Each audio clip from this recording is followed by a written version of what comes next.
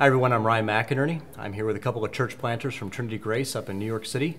Guys, why don't you go and introduce yourselves? Yeah, I'm Clardy, and I moved to New York 5 years ago with my wife, and we landed in Astoria, Queens first, and then about a year later made the move to Park Slope, Brooklyn, where we now live, and planted a church in the Trinity Grace Church network of churches a year ago. And I have two boys, Elijah, who's 4, and Luke, who's 2, and we're loving life. Planted the church and wouldn't want to be doing anything else with our life other than that. That's what I was going to say. Well, okay. You do not have two boys. No, I don't. That's true. That's a good point.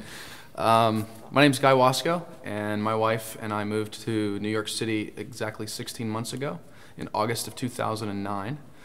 We moved to the East Village specifically with the idea in mind that we would continue to fall in love with that neighborhood and endeavor to see God, through His grace, plant a new church in that neighborhood for that neighborhood.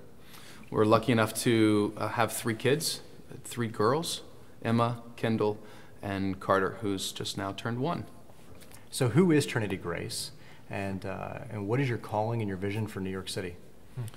I think Trinity Grace essentially is a network of neighborhood churches. It's a network of neighborhood, reproducible, incarnational churches who are all sort of rallying around one common vision, which is to see the fame and the deeds of God renewed in our time and in our day. We've heard the stories, right? I mean, the stories from Scripture, the stories of maybe a generation ago, rumors of God at work, and we just endeavor to be a people that maybe we'd be able to have that as our story in this city. You guys are using a pretty unique model. What is that? Could you describe that for us? Yeah, I guess the parish model is the best way to talk about what we're attempting to do with our network of churches. Part of it is birthed out of just where we are in New York City. There's 8.45 million people in our city, and if you look at New York on a map, it's broken down into neighborhoods, and people know those neighborhoods. They have reputations. People move to different neighborhoods of the city for specific reasons, like you would anywhere. But when you have such a compacted, population group, and we're talking 150,000 people in just a few square block radius, the city changes neighborhood to neighborhood so much. And I felt like in order to have a shot at actually reaching the city, we needed to plant churches that fit those neighborhoods and were reach those neighborhoods and cared about seeing the kingdom come in the specific ways that they would come in that neighborhood compared to other places in the city, as opposed to just planting a regional, or mega church, where everything that you do is the same everywhere you go. New Yorkers love their neighborhoods for a reason, and so part of it's birthed loyalty.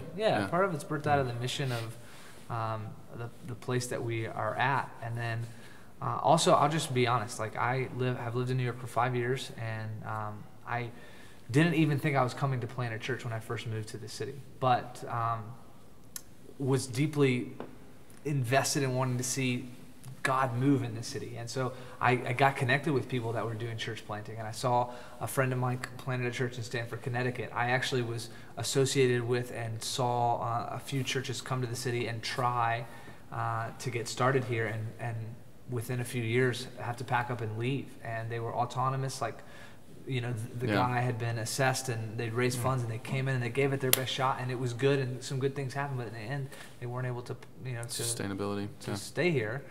And with this parish network, which is basically we look at a parish and say we want to take geographical, our spiritual responsibility over a geographic area. We want this neighborhood to be a place we're seeking the kingdom here, and so we want to plant churches that are autonomous, just like a regular church plant, but also have the connection to something that's and the strength. larger. And go ahead. No, I'm just thinking like the other brilliant piece of it is it's hard enough to church plant, and so the hybrid model of the parish sort of thing that we're trying to do is it takes the best of a couple of different things. So the autonomous church that has the ability to discern what the needs of a community are, and then sort of rally around that, do that, and figure out how are we going to serve that.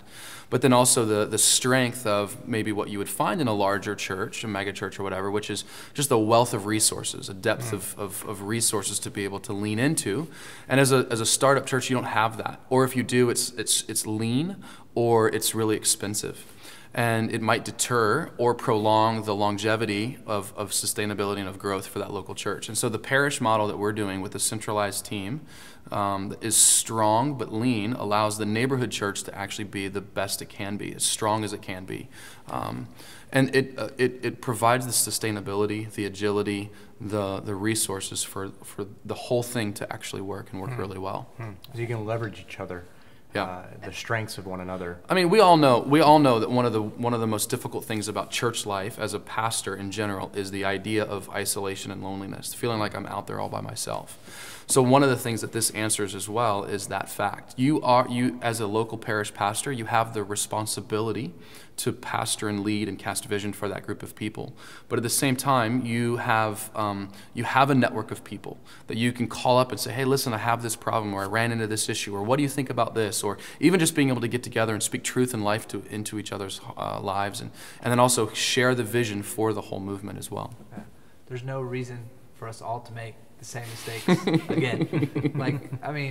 In a multitude of counselors, there is wisdom, and there is a better model, I think, than one guy, just his family.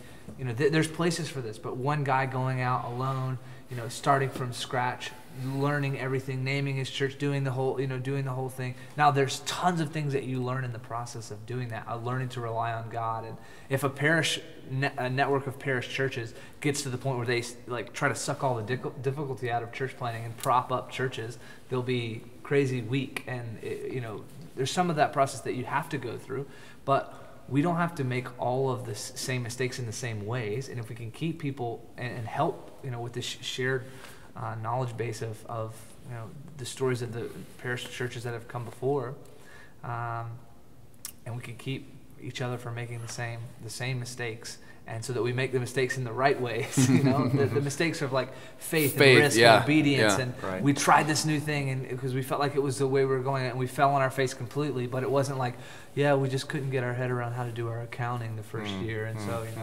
we bumbled through the first 500,000 we raised, or whatever.